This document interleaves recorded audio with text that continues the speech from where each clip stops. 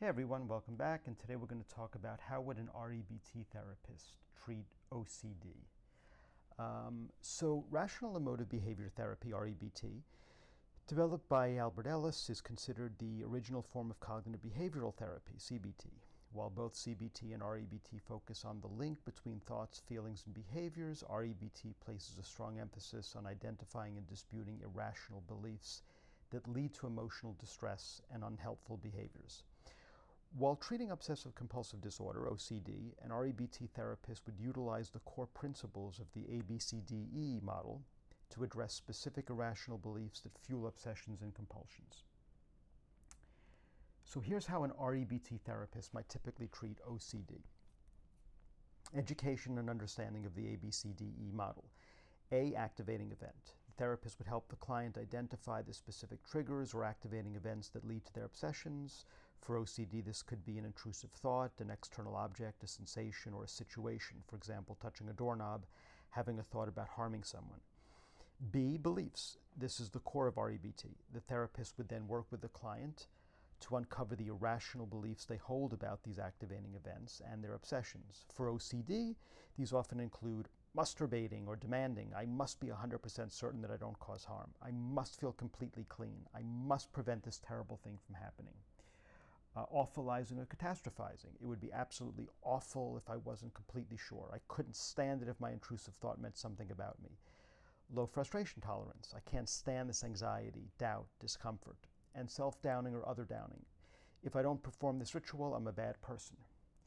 Then the C, the consequence. The therapist helps the client see how their irrational belief, B, leads to their emotional, anxiety, distress, guilt, and behavioral, compulsions and avoidance, consequences, C, of their OCD. The compulsions are seen as a direct result of the desperate need to alleviate the distress caused by the irrational belief. D, disputing. This is where the therapist actively and directly challenges the client's irrational belief. This involves logical disputation. Is there any logical evidence for this belief? Does it make sense to demand 100% certainty in any situation? Empirical disputation. Is there any real-world evidence to support this belief? Have your worst fears ever come true when you resisted a compulsion? Pragmatic disputation. Is this belief helping you or harming you?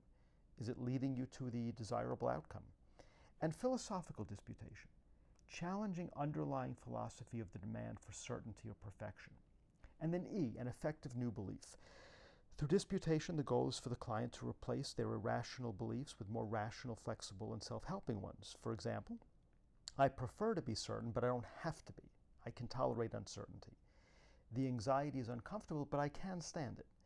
And an intrusive thought is just a thought. It doesn't mean I will act on it or that I'm a bad person. Behavioral techniques, often combined with ERP, or exposure and response prevention. While REBT's primary focus is on cognitive change, it's an action-oriented therapy. For OCD, this often means integrating behavioral techniques similar to exposure and response prevention, ERP, but with an REBT rationale. In vivo exposure. The client is encouraged to gradually expose themselves to feared situations or triggers, the A.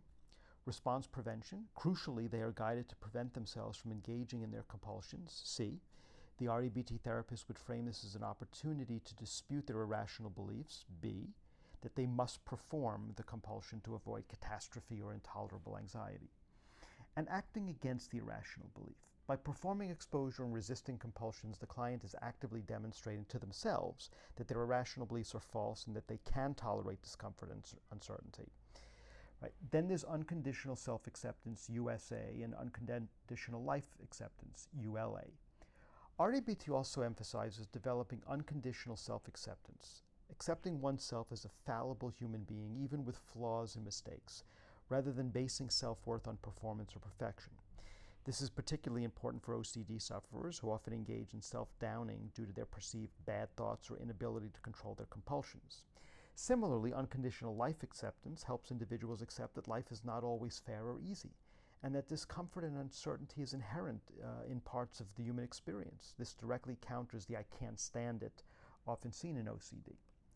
Homework and practice.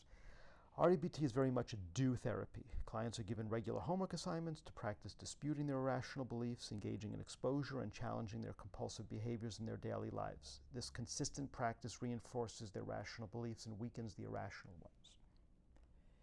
Key distinctions and emphasis for REBT and OCD. Focus on the musts and shoulds. REBT is particularly adept at targeting the rigid absolute demands, masturbating, that underpin much of OCD anxiety.